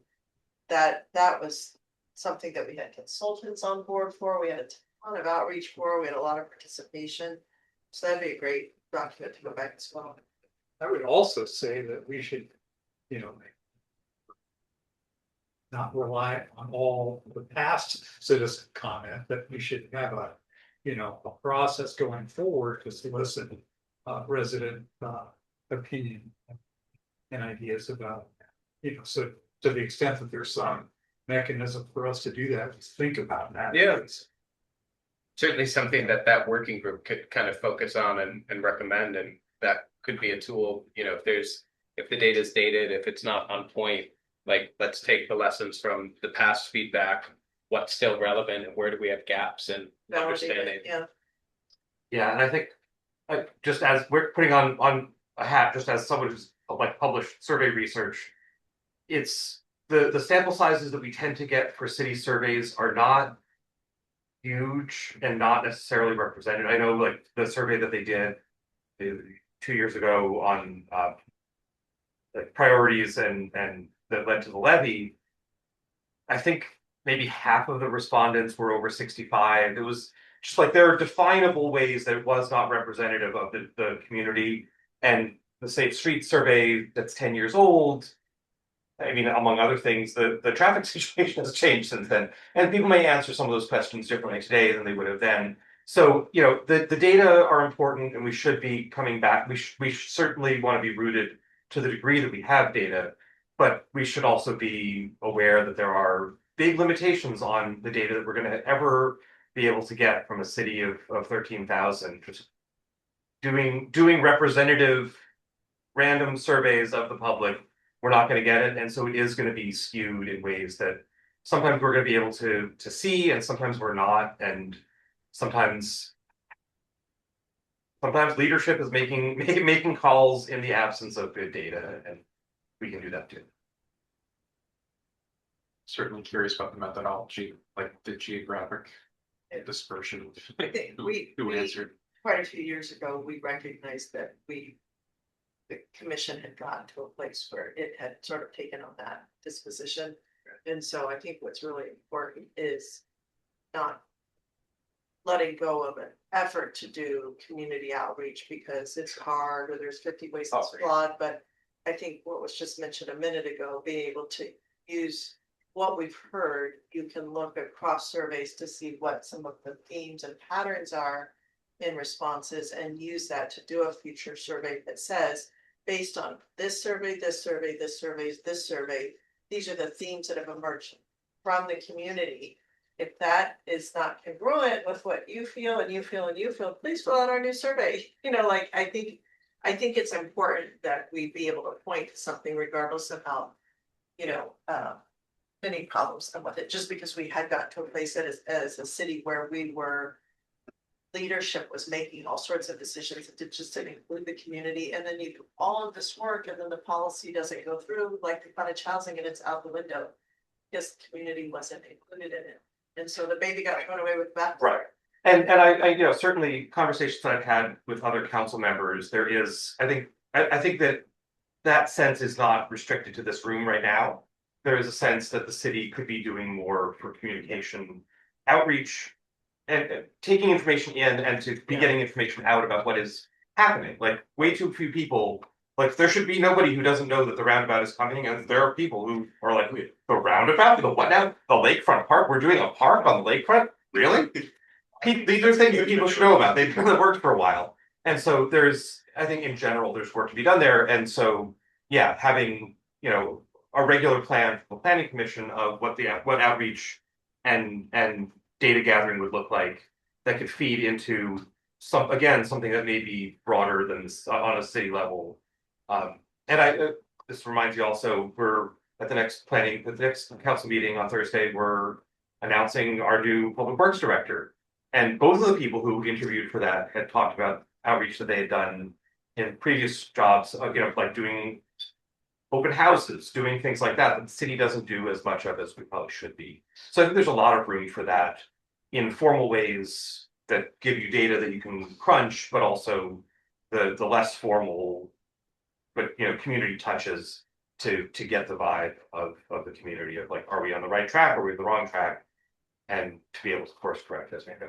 And I think take nothing away from that as the importance of doing it. 10-year-old data just demonstrates a pattern. Like one of the things just in the time I've been sitting in this seat that is interesting about even old data is to see which themes are persistent across time, across, particular categories. And so I think that is a data-driven thing to notice, and that also that look helps even out some of the discrepancies that you talked about. When you see these three themes coming up again and again, and that can also be good actionable info. So, sure, yes. So I just want to say that when we did the survey for the new park that's coming, and we had those surveys that we could give out to our neighbors and we can talk to them about it. I remember that there was about 50-50 of people that were either interested or not interested at all. I mean, you're going to have people that are going to not be interested, and then they'll be surprised that, oh, we're doing a park or that we're doing a roundabout. When you told them about it and they didn't care about it to begin with. And so I mean, I think the surveys are great, but I think also that, there are going to be some people that are going to be unhappy. You can't make everybody happy, even though you try to inform them. I just, I think it's important, but we also want to make sure that, we are listening to the people that care. So, but I agree with you, that it's very important that we look at the past of what people have been saying. That's all.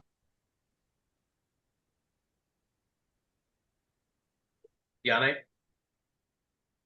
Yeah, thanks. And I want to put just a little bit of a, counterweight on this, which is that it's really well proven across the world that there's a lot of status quo bias, especially for people who are very comfortable.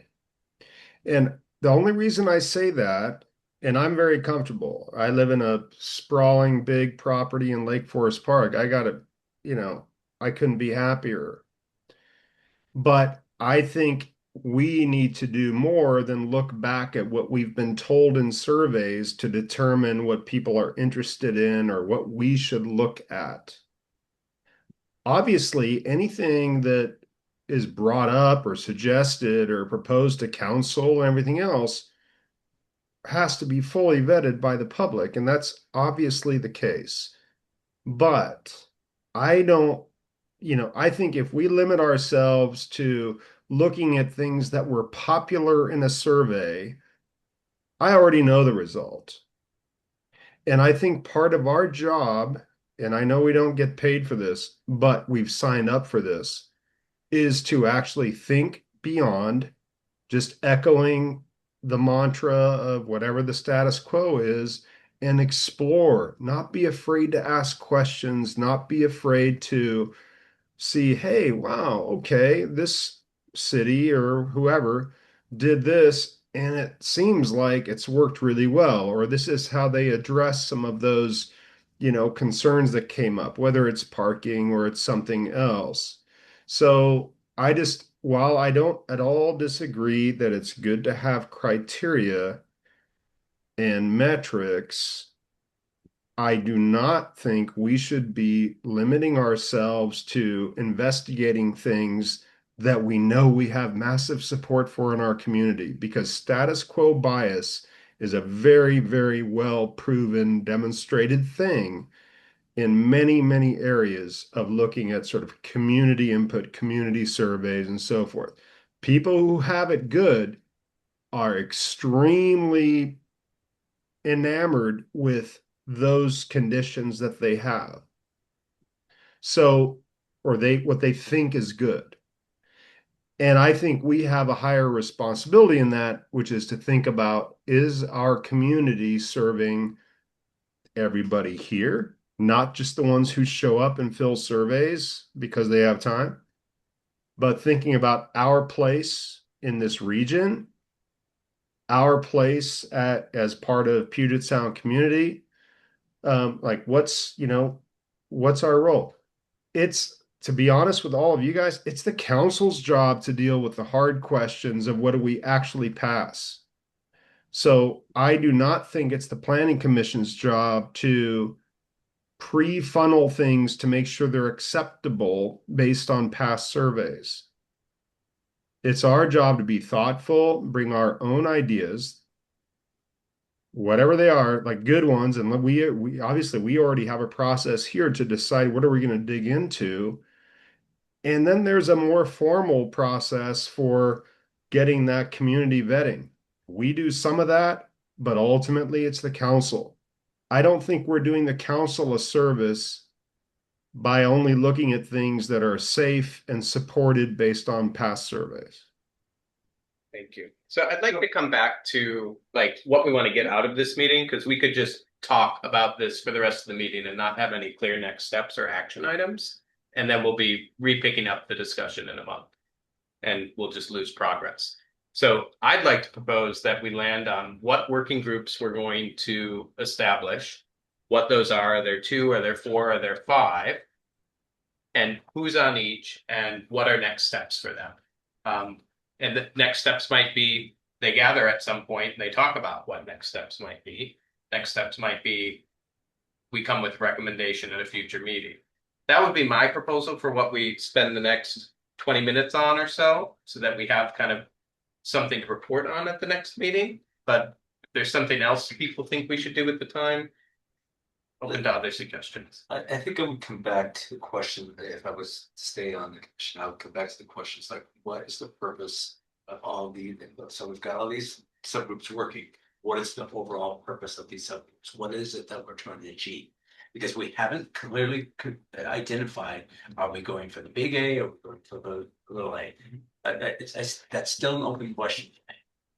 And maybe, well, yeah, that's.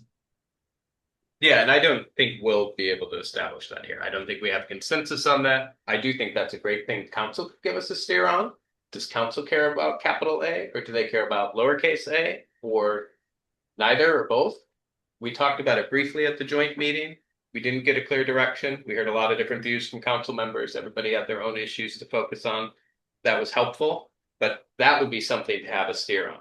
Because if we're going to hear from council, they're not interested in lowercase a, then let's not spend time. Or they're not interested in capital A, then let's not spend time. Or they're interested in both and they want to hear recommendations for both, then that informs, I think, what our objective is. But I don't think we can decide that here in this room. Well, the council did express their interests. At the time we were there at the meeting, they did express their interests. And was it capital A or lowercase a? Because I'm missing that. They kind of. It was both. It was feel free to go forth and explore. Right. And so I think it's both. Well, what we know is we have put forward recommendations to have our code align with state law. And the thing that not everybody's here at the table now, but the thing that we adamantly agreed on, Yanni, you can back me up on this, is that we needed, as soon as the comp plan was done, to work on those incentive pieces, because right now, under state law, we know what will be developed in our community, and it isn't aligned with what we understand interests to be. I mean, we've had residents here working very hard on, community land trusts. We've got folks who are looking for these other housing types and incentives for those. Yanni's piece about, limiting street or not lifting the limitations on street frontage in exchange for that. I think that's the thing that we long said that we wanted to do. It's within scope. A lot of these other things start to branch off and leave no room for getting that work done. We said we would get that work done. So I just want to remind everybody that we already decided this like a year and a half ago. So little a, big A, whatever you want to call it, we said we would work on middle housing and make sure there were incentives in place to encourage something other than 3-story townhome duplexes. So that seems the goal. That's I don't have any say in what. Right, me neither, so. But it's what we said we would do, and right now our code is a sitting duck because we know exactly based on all the development in our region what we will be built under the state law as it exists today. So if we want to see a bunch of townhomes come into our community that cost $1.2 million a piece, that's what's going to happen. So I feel like there's an urgency to get in there and work on that middle housing piece above all else. And so what working group would that be? 2 and 3. 2 and 3 or 1? 1, 2, 3 is what John said. I think it's 2 and 3. And John, that's not to say that the housing that you've been talking about isn't in there, but some of that, I think when you presented that to us, some of that is actually just probably fits under 2. The co-housing, because that just sits under our existing code of how many families can live in a home and so forth. So 2 and 3. And I did, after the last meeting, I did mention at the council meeting that I heard that sort of wanting a little bit clearer direction from council level. And so I think that is on the next work. I can't remember if it's in the working session or it is on an agenda for a conversation. It just hasn't happened. We'll get there, but we're bound by all the same OPMA stuff and things grind a little bit slowly. But if there are the more that if there are specific questions that you would like answers to, or I'm happy to take that back and try to corral the conversation however is useful for this body. And so I hear you saying, are there incentives that you would like us to be talking about and bring feedback on? Are there aspects of, I don't know that everyone's going to have opinions about specific aspects of code, but certainly, is it just sort of thumbs up, thumbs down, big A, little a, particular forms of incentives that the city might be prepared to offer? Yeah, as granular as we can get that, and I'm happy to bring it back with those thumbs up, thumbs downs. Well, I would recommend bringing that core goal that you've articulated, right, Maddie, to the council. Say, hey, this is our purpose, our number one goal, purpose. And all this other stuff is how we're gonna. Yeah, don't have us work on anything else other than finishing the work we put a pin in while we were doing the comp plan, and that is to finish out code recommendations for how we get more diversity of housing in our community, not the variety of applications of it, but simply to shore up all the opportunities that we talked about at great length for the last year and a half and haven't been able to circle back to. Yeah, I think y'all need this. Yeah. Yeah, I appreciate that.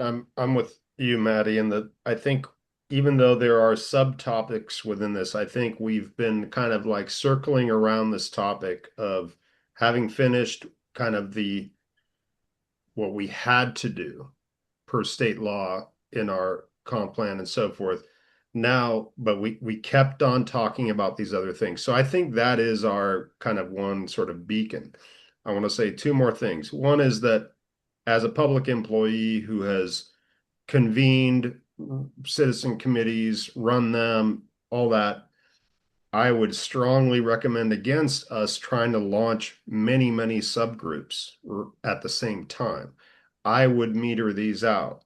So I would say that, let's pick 1 or 2 at most to launch kind of, now to start digging and really start getting into the stuff. That doesn't mean the other things are less important, but I'm with Maddie on this, like, let's build on the momentum of the last few years and let's do something with these topics that have been rolling around that we want to kind of present something.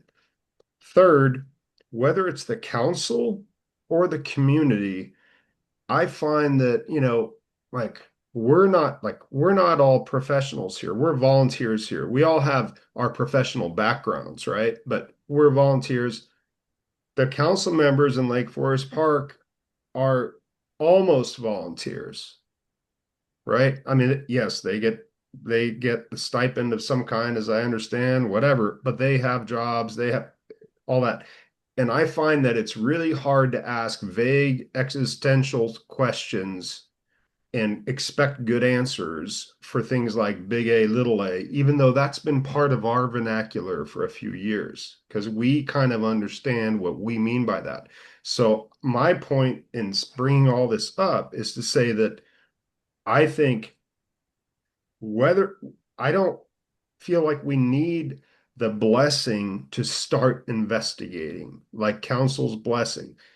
I think we could do, 3 months, 6 months of work in a subgroup, kind of looking into, say, this issue, as Maddie, I think, framed it really nicely. How do we get other types of housing than what the code will produce right now? And dig into that, and then bring something to the council and potentially the community, but bring something to the council and say, hey, here's our initial findings. You're going to get a much better response to a specific kind of, even if it's still ill-shaped, right? But it's a thing. It's like, hey, we looked at what it would take to encourage, and I'm just going to pick this out of my head because I keep bringing it up, like cottage style or something, like small houses on lots that would probably need density incentives to make them attractive to the developer. Say that's the thing, or it's something else, but bring something that they can chew on. I find it really hard, or I think it's unreasonable for us to expect the council, really any more than us, to have a clear sense of direction when we talk about it in existential terms. And rather, let's spend some work. You know what? Worst case scenario, in 6 months, the council says we're not interested in that one. So we form another subgroup on something else. I mean, seriously, I think we would be doing the council a favor and ourselves a favor if we work a few of these issues to, not perfection, to just like a recognizable blob that we can bring in front of council. And if it's a subgroup, bring in front of this commission and say, hey, here's some ideas that we think have legs. What do you think, council? Should we dig deeper into this? Should we actually put some resources into this and direct staff resources to this? I think that's going to be more effective than saying, well, we're thinking about these subgroups, but we really want the blessing of the council. I think the council told us, they're like, hey, go look at this stuff. I mean, I think I didn't hear any discouragement at our joint meeting. So Yeah, I don't think thank you. anybody's proposing getting council blessing of the subgroup. So is that a proposal that we establish a subgroup to focus on barriers to the types of middle housing that would increase diversity of housing supply here? Is that the proposal, or should we just? I'll take it back to my first recommendation, and that is we've done so much work to outline leverage points. I'll give this to you, Sam. It's just a matter of like filling this list out. What are our leverage points? Things that we could concede on in exchange for what? I mean, it's we have these as tools to get to this. And so what we have to decide is like, where are those and what are the housing types? Or is it just numbers? Do we have all the right housing types now? And it's just, hey, we're willing to go from 2 allowed units to 4 allowed units. If you do these things. And so it's kind of an if-then statement, and then there's just this. So this is still all just base code work. But I think we have this knowledge without a working group. It's just a matter of assembling it, like I mentioned in a spreadsheet. And then having folks come together to talk about what do we think based on all of our conversations we're willing to trade for. Take away street frontage requirements. If you build 4 single-story units that are 750 square feet, a deal. We'll trade on pervious pavement requirements, pervious surface requirements, if X. And I think those are some of the things that right now, based on the last few years of work, we already know we don't need a working group for. We just need to write it down and list it, see which of those things. Because all this is in the base code. This isn't about studying anything and, looking for additional, right? We've been talking about it for several years. And we don't need a working group for that. So It's not currently, right? At least not currently. I mean, this is the core work, right? And then the subgroup groups can be come out of that, Come like, out of it, yeah. okay, yeah, like, okay, what would it mean to allow 3 instead of 4 units in exchange for whatever? But once you can define the space, like the tools you have to wield, the leverage you have to exercise with what you want, once you can close that delta, then I think it's more clear what a working group can actually study, because the reality is there will be 6 of you. Meredith's out for a couple of months, got hopefully some other new members coming on, and there's this mobilization time, right? So in the meantime, with the existing expertise you still have at the table, you can assemble all that work we've been doing just to come up with your if-then statements. And then decide what needs to be studied beyond that. Yeah, right. And I see that as a working group item. I don't see us solving that in the next 20 minutes. Well, sure, not in the next 20 minutes, but you could come up with like a spreadsheet where everyone just dumps their ideas. Maybe a couple of people are willing to look back through old meeting materials for some of the ideas that surfaced, just to come up with the list. And in that case, that could be a group effort, a crowdsourced list that could be made. And one thing that a work, just to build on that, one thing that a working group can do that this body can't do is group edit a document. Right? Like you can have a spreadsheet that 3 of you share, and you all work on it for a while, and then bring it back and present it to the If whole it's group. public, it can be done in that way. Sure, yeah. Yeah, the Yeah, Climate it's- Action Planning Committee got into trouble because they didn't want to provide, not trouble, but they got. The rules were explained to them because they kept the sheet private. It was only available to the working group, but if you set it as a public, like people can view it, they might not be able to edit it, but It as can long be as. put into the agenda and published with everything else. And it just is a Google Doc, yeah. Or the working group of 2 and 3 people could put together that list, and we could each individually send feedback to 1 or 2 of them. Sure. Probably. You get into weird serial meeting issues at some point, but in principle, yes. But I could see from something like this, I don't know everything that's on that list, but even just taking any one of those leverage points could be a working, right? And let's figure out what's the number that makes this work? What's the number that makes that work? And then assembling that back together, and that's a definable outcome in a reasonable amount of time, and then building out from that further. Because I agree, these are the work groups that I'm looking at here are the fundamental issues, right? But I don't know what in all cases what the outcome is. And then if the feedback that I've gotten talking to planning commissioners in other cities who's been struggling with some of these same things is, by the time you come up with a set of incentives, the market has shifted, and now what you could incentivize a year ago, it doesn't work now. And so there is a timeline to all of this, that it has a shelf life, this work that we're doing. So being timely with it, I think is also going to be important.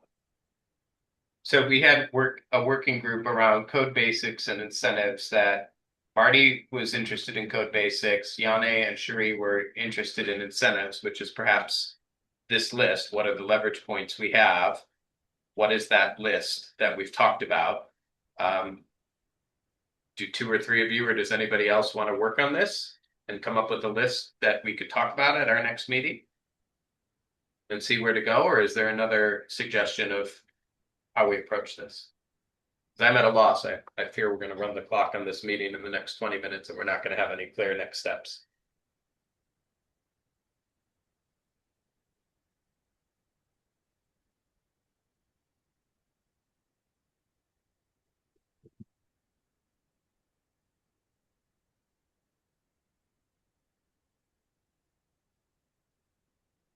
Sheree?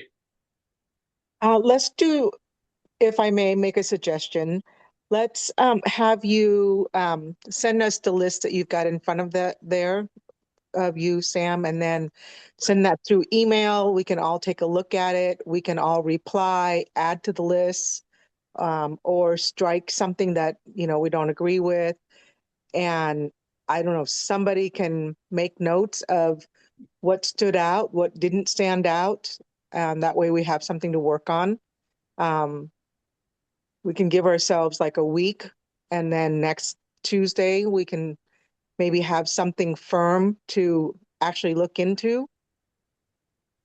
Yeah, I like that idea. I think that the one suggestion to avoid the Public Meetings Act issue would be if we had somebody who was wanting to step up to be on a working group to kind of collate all of that, we could each send individually the feedback to them and they could be the scrivener and then come back. So we have something to talk about.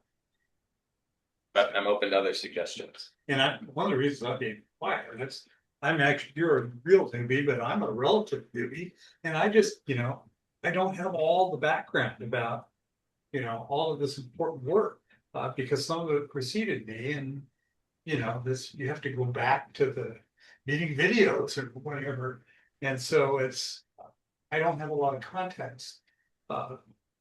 That's my issue.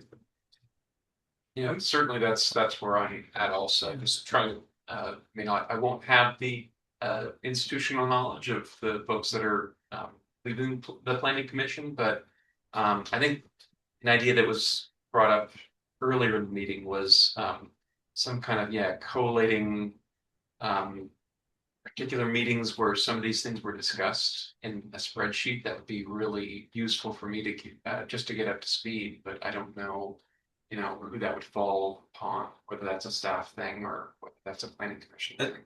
I mean, You and I could sit down together as our final.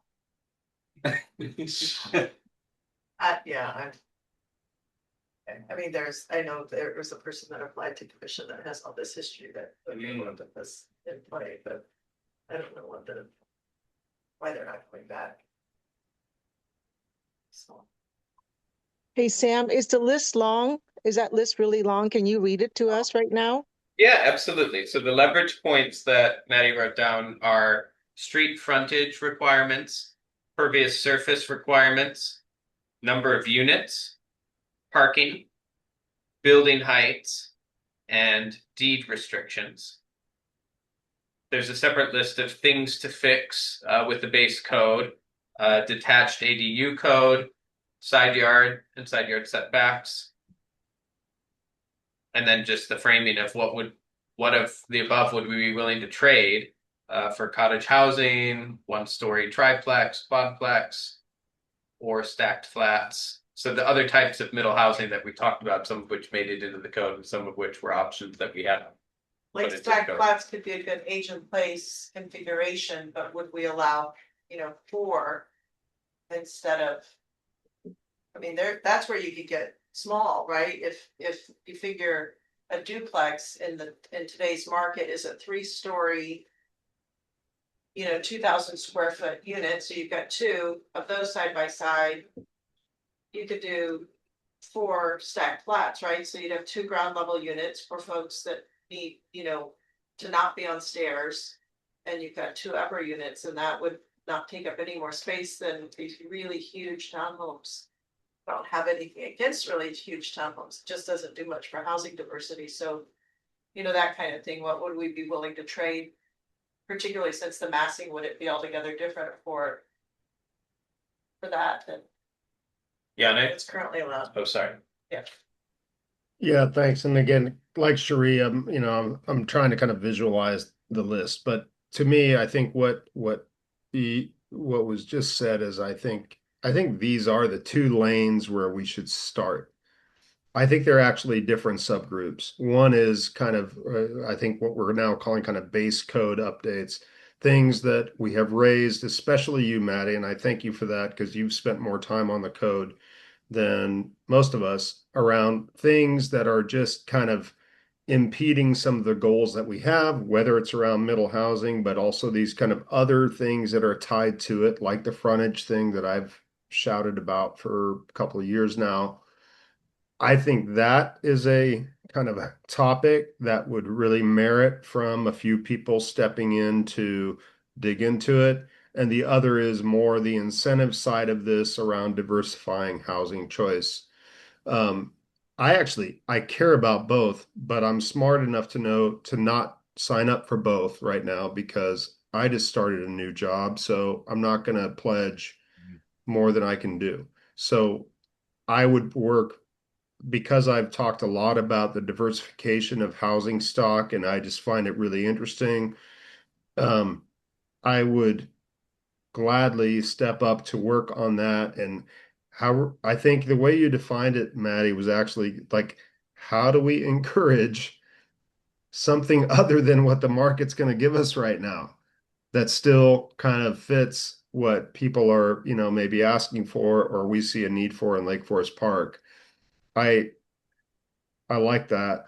And I completely support and would be glad if someone were to kind of spearhead this thing of looking at current code more. Like I said, I would do both, but I'm not going to sign up for both, at least not right away, because I just can't. It might be as simple as, I mean, I haven't heard anybody bring up other things that we should like fix in our existing code, like that other than the DADU and the side yard, just looking for what are the unintended And consequences. the frontage. Well, the frontage is a leverage piece though. You're not- Well, I don't see it as only leverage. I don't see it as only that. Save this conversation, which It's a we've had long barrier. times. So for next steps, what are next steps? Or do we reconvene next month and so we I- pick I up would the like to- conversation? What I'd like to be really clear about, as explicit as possible, is about the goals that we're talking. I mean, in terms of middle housing, I've heard a lot about this, but I don't know that I've seen it really expressed in writing in a definitive fashion. What are we after? What are we trying to incentivize? We want a certain kind of middle housing. We want to fit the character of Lake Forest Park and so forth. Can we make an explicit definition of what it is? That would be helpful to me.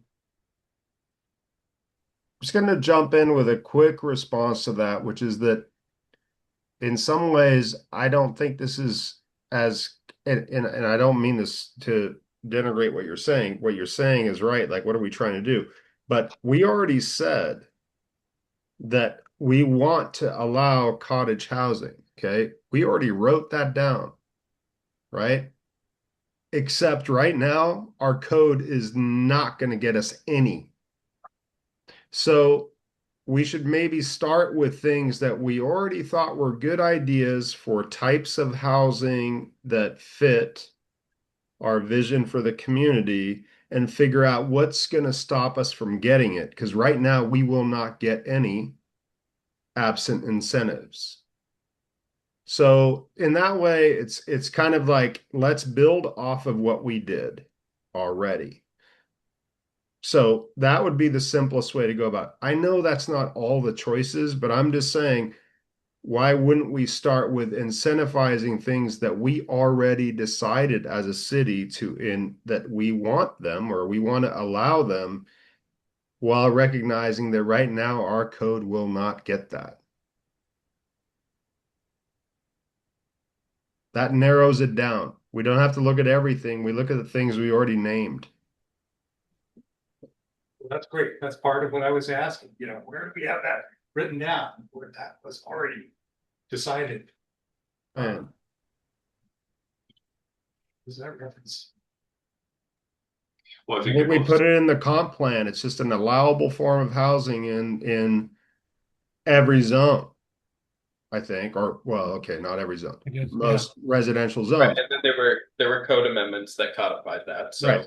there's permitted middle housing, so Why don't, that's law. why don't we just spell it out that we're looking to increase the number of housing units that are 1,500 square feet or less, or something like that. That's very easy to measure. It gets at what we know or is a barrier in our community. The goal is to increase the development of homes that are X square feet or below. I think we might need to leave the Ground levels. number vague. The number might not be like, I don't feel like I'm qualified to say what's the magic number. I agree with what the premise that you're saying, but like I would say, use the words we already used. Like, okay, we want to look at kind of cottage or other similar kind of smaller scale types of housing that we already said we want to allow, but we recognize our code isn't going to actually incentivize it. So focus on things that we already said we wanted when we did the comp plan update. And then part of it maybe is, what is that magic number, Maddie? That to me goes to talking with, that might be part of the research with other communities around who have done the work of figuring out what is that number that gets it to pencil, developer wise. We could totally, like, as an example, if we want to share with council, we could say, we're thinking things that are less than 1,500, but I'm not sure we should at this stage say, here's the number. It's to convey the goal, which is, things pretty different from what the market produces now. Yeah, I mean, we have it. If you go back to the initial information that we got when they did a housing inventory, and what we could see is that we were hugely deficient in homes of, I can remember the bar chart. It's like sitting kind of off to the right on the slide, kind of middle of the screen, and it showed like how many houses we had that were X bedrooms and Y bedrooms, square footage.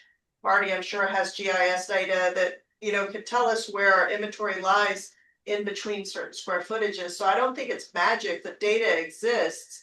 And I think what we're trying to do is say, if 80% of our housing units are X square feet or more, or X bedrooms or more, I think square footage has got to be it, because that's how everything's priced. But I feel like you could probably come up with a profile that says Lake Forest Park has a huge gap of in housing that falls within these square footages. And if we could plug that, we would have a diversity of housing, and a diversity of housing is, allows us to achieve goals that we've all articulated and wrung our hands about, I like how you just said that. So thank you. I like the idea of saying we have data that shows these gaps, and we're kind of trying to look at this range, perhaps, as opposed to saying just we are going to look at under 15. It's like, well, we see that we have very little, or we're underrepresented in this space of 900 to 1,500 or whatever it is. So Yeah. I'm not disagreeing with you. I'm just cautious about saying that we know what that's kind of signaling. We think that's what we call smaller scale housing. Yeah, I don't know enough. Yeah, I based that on the data we already got. I just don't remember the exact number. I wasn't pulling it out. So that's the first step, is to get that number, go back to that graph. Yeah. Determine what that is, and then define. But it's also how much it costs per square foot to build a home now, and so if we're aiming at 600,000 to 800,000 for a house, we can just break that down on how much it costs per square foot, to keep that price in that range.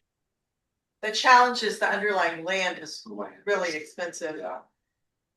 I mean, you're not wrong in your calculation. It's just sadly, because these are all private endeavors, the best thing that we can do is try to encourage people to build. And you're right. There was 1,000 square foot house that just flipped just down the street from me, and it's 2 bedrooms, 1 bath, 1,000 square feet, and it sold for $700,000. That's not affordable. These houses are going to be sold for more per square foot than the larger houses, but it at least helps us build inventory. And if farther down the line we can get deed restrictions and community land trusts and so forth, then we at least have the underlying code that allows that building to happen. Right. Yeah. And to some degree, shared routes, shared walls will change the cost per square foot also, and there may be a little bit of leeway there. I know that Kenmore, when they were doing their funded IZ debate, they debated between doing by square footage versus by bedrooms. And sitting here right now, I don't remember where they landed, but there are different implications of making those choices, and it may be a conversation that you circle back to as you get closer to like exactly where you land on that. But certainly, yeah, I mean, your point is right. The pricing is all done through that lens. Sam, you keep asking for next steps, and I'll just offer that on this topic of exploring kind of smaller, what are the incentive structures out there? What are some others doing?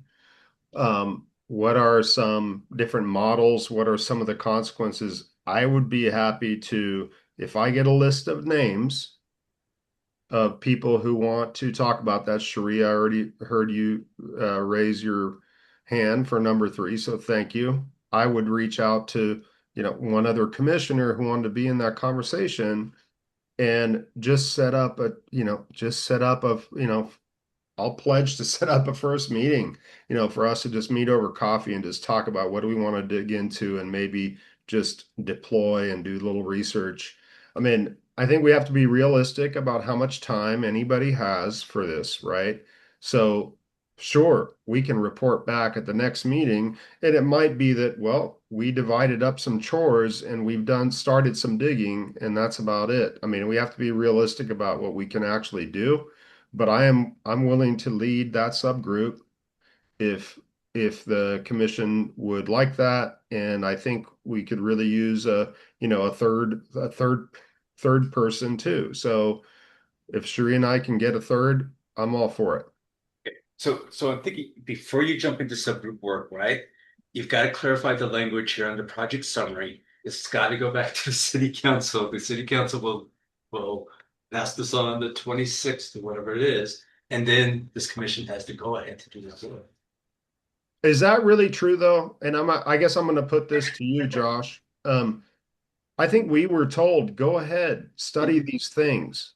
So Okay. I guess I would welcome it that Josh would report back to the council that, well, we've kicked off, or the commission has kicked off 1 or 2 subgroups to dig into these things. Sure, if you want to tell us to stop, tell us to stop. But I heard it more as like, go look at this and, come back to us. This goes back to my point of it's a lot easier for folks to chew on something that's at least slightly baked than hypothetical. So Yeah, I think we can. That's what I heard. I think we can pivot if council has a different direction. We're also, But I'm doing a time check. We have 3 minutes left. So there's a proposal from Yane to form a subgroup that he would volunteer to chair to meet before the next meeting and come back with some initial thoughts on chores. Sounded like Cherie was interested in that. Is there anybody else? We hear a call from Yane for a third person. I could, yeah, just because I'm looking to learn, I'm certainly, interested in that. Perfect. So Marty. thank you, Marty. Is there any objection to this proposal? All right. I had offered at the beginning to work with John on the criteria, and we could maybe take a stab at putting the goal. I don't know if that's at cross current, but we could certainly do that. Maybe work asynchronously and come back at the next meeting with a couple bullet points of like what criteria we would have and what the goal would be. I'm happy to do that if people would find that helpful, but also happy to not. I'd say that I think it is helpful, and I think the notion that our starting point for defining goals would be things that we've already said and recommended and have been either put into the plan or code. So starting from the comp plan is an expression of goals. And a lot of it's real loosey-goosey. So I would just start there because I think most of what we're talking about is very consistent with what we said in our comp plan discussions. So have that be kind of a North Star a little bit of what are the top priorities. It's developing specific recommendations that respond to things that we, through several years of work, pushed into the comp plan. Right? And I'm not saying that's the end of it, but I would appreciate it if you guys gave that some thought. But I would ask you to think first and foremost about what did we say the things are, and then work from there as kind of first order goals is we want to deliver on things that we already told the community we think are important. All right. Anything else on old business? Working group discussion? Just one follow-up. If you could share that list with staff and somebody take a picture and email it to us at the final whiteboard. Yes, I can take action to do both of those. Yeah, I took it, but the room is on their service, so Fair enough. don't get it when I walk out. Anything for new business? Yes. Thank you. And I appreciate that we're at time. And I'll just say that this committee is impressively diligent about stopping right at 9. And I appreciate that most of the time. And I appreciate having a minute. I just wanted to raise the fact that over the last week and a half or so, several commissioners have been sort of named in a local newsletter blog, where a local writer has asked about why is a certain past commissioner, not approved by the mayor to come back to the commission and all that. And I'm, again, as a public servant, I mean, I've worked for the public sector for 20 years. I've worked with a lot of volunteer committees, and I've been on another commission in the past. I would just encourage all of us to be really thoughtful about when we say anything about things like that. Because, first of all, we as commissioners don't get to choose who are commissioners. That is not our role. Definitely not. So the mayor has a big role, and the council approves, as I recall, the process. And it really can't help us. It can only harm us. As some of you maybe saw, there was a blog where a local writer who has a big following, they're not really, I mean, they have a profession that's not writing, but they write a local blog. And they said that, oh, I reached out to the chair and the vice chair of the planning commission, and none of them responded. And fact is, nobody reached out to me, which I pointed out. I reached out to Chair Castick. He wasn't aware anybody had reached out to him, although he found something, I think, in like junk mail. My point is, it is not helpful for commission members I think it undermines us if we let ourselves get wrapped into local bloggy writers wanting to get hot takes for why, somebody is or isn't on the commission or things like that. Let's stay in our lane, speak to the things that we do, and really those should be answered after discussing with commission, or at least through the chair. And the rest of the time say, hey, that's not something that's part of my job as a volunteer to weigh in on why somebody was or wasn't selected.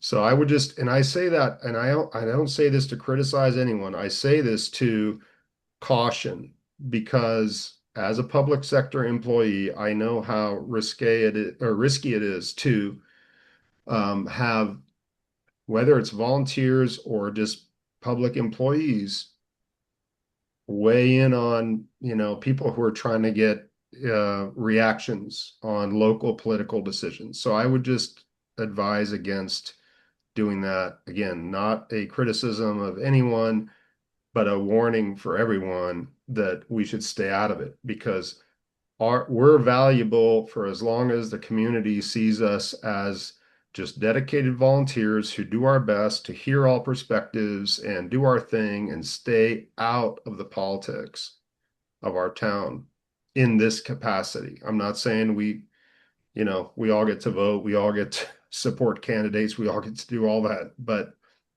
speaking publicly is fraught. So I just wanted to raise that because it's been bouncing around on the interweb. So that's Well, it. actually, I want to defend what I said. I didn't say anything untruthful. I No, said everything truthful. And I was asked and I answered honestly. I didn't realize that there was this whole undercurrent that was happening. And it's not fraudulent if I'm telling the truth. It's my oh no. opinion. Oh, it's not. I don't suggest Yeah. anything. I don't suggest anything. Sorry, I'm gonna answer this.